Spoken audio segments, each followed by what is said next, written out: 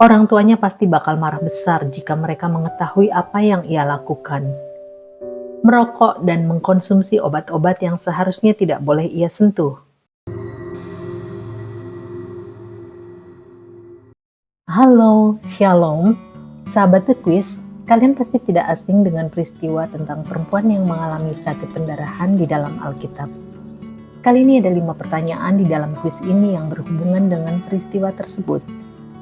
Kita akan mempelajari sama-sama sesuatu dari sana. Jadi setelah kuisnya, jangan lewatkan juga renungannya. Yuk kita masuk ke dalam kuis kali ini. 1. Ketika perempuan yang sedang sakit pendarahan mendekati Yesus, sedang di manakah Yesus saat itu? A. Hendak pergi ke rumah Yairus. B. Dalam perjalanan ke atas bukit. C. Hendak melakukan perayaan. D. Sedang menyembuhkan orang banyak. Siapkan jawabanmu. Jawabannya A. Hendak pergi ke rumah Yairus. Markus 5 ayat 22 dan 24. Datanglah seorang kepala rumah ibadat yang bernama Yairus. Ketika ia melihat Yesus, tersungkurlah ia di depan kakinya. Lalu pergilah Yesus dengan orang itu. Orang banyak berbondong-bondong mengikuti dia dan berdesak-desakan di dekatnya. 2. Sudah berapa lamakah perempuan itu menderita sakit pendarahan? A. 10 bulan. B. 10 tahun. C. 12 bulan. D. 12 tahun. Siapkan jawabanmu. Jawabannya D. 12 tahun. Markus 5 ayat 25. Adalah di situ seorang perempuan yang sudah 12 tahun lamanya menderita pendarahan. 3. Bagaimana perempuan tersebut mengetahui tentang Yesus? A. Dia sudah mendengar tentang Yesus. B. Seseorang menyarankan dia bertemu Yesus. C. Dia hanya kebetulan lewat. D. Salah seorang murid memperkenalkannya. Siapkan jawabanmu. Jawabannya A. Dia sudah mendengar tentang Yesus. Markus 5 ayat 27a. Dia sudah mendengar berita-berita tentang Yesus. 4. Bagaimanakah perempuan tersebut mendapatkan kesembuhan dari Yesus? A. Yesus memegang kepalanya. B. Yesus mengatakan sesuatu. C. Dia menjamah jubah Yesus. D. Yesus memberinya obat. Siapkan jawabanmu. Jawabannya C. Dia menjamah jubah Yesus. Markus 5 ayat 27b dan 29. Maka di tengah-tengah orang banyak itu ia mendekati Yesus dari belakang dan menjamah jubahnya.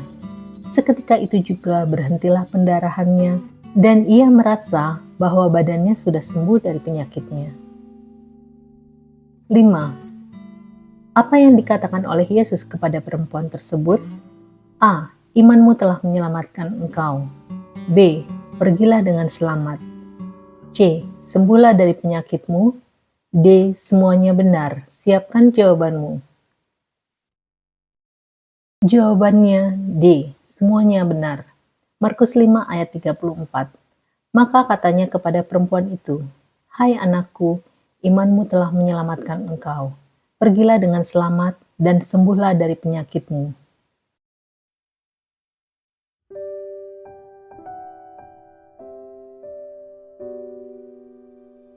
Tina cepat-cepat menyembunyikan rokok dan obat-obat terlarang yang dia pegang di laci meja di kamarnya ketika ia mendengar ketukan di pintunya.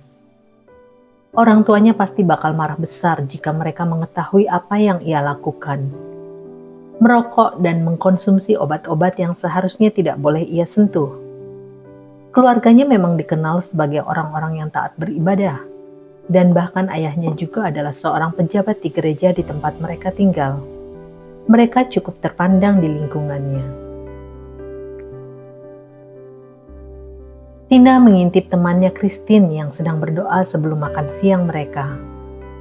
Setiap kali dia berdoa, sepertinya dia sedang berbicara dengan seorang teman dekat.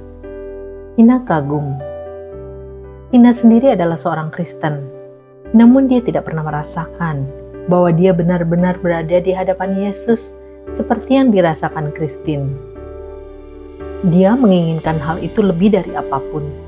Tetapi bagaimana dia bisa merasa dekat dengan Tuhan ketika ia memiliki begitu banyak hal yang buruk yang dia sembunyikan? Wanita di dalam Markus 5 juga mempunyai masalah dalam mendekati Yesus. Sebuah kondisi medis telah menyebabkan dia mengalami pendarahan terus-menerus selama 12 tahun. Setelah menghabiskan seluruh uangnya untuk dokter, dia pasti putus asa untuk bisa menikmati kehidupan normal. Kemudian dia mendengar tentang mujizat dan penyembuhan Yesus. Akhirnya dia merasakan secercah harapan lagi. Namun, menurut hukum Yahudi, kondisinya membuat dia najis.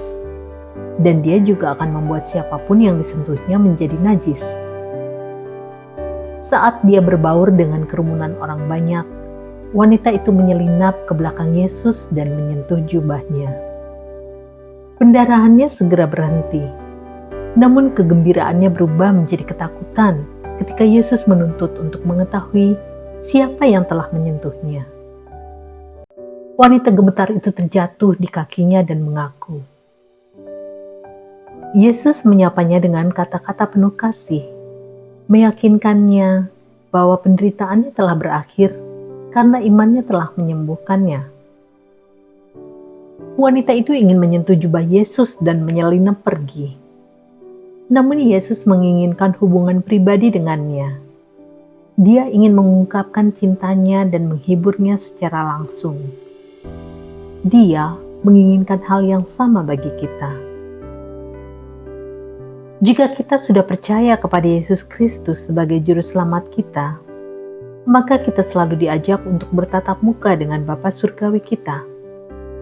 Kita bisa mengakui semua dosa-dosa kita di hadapannya, mencurahkan segala kekhawatiran kita, dan ketika kita bertobat dari segala dosa-dosa kita akan menemukan belas kasihan, penerimaan, kesembuhan, dan pemulihan darinya.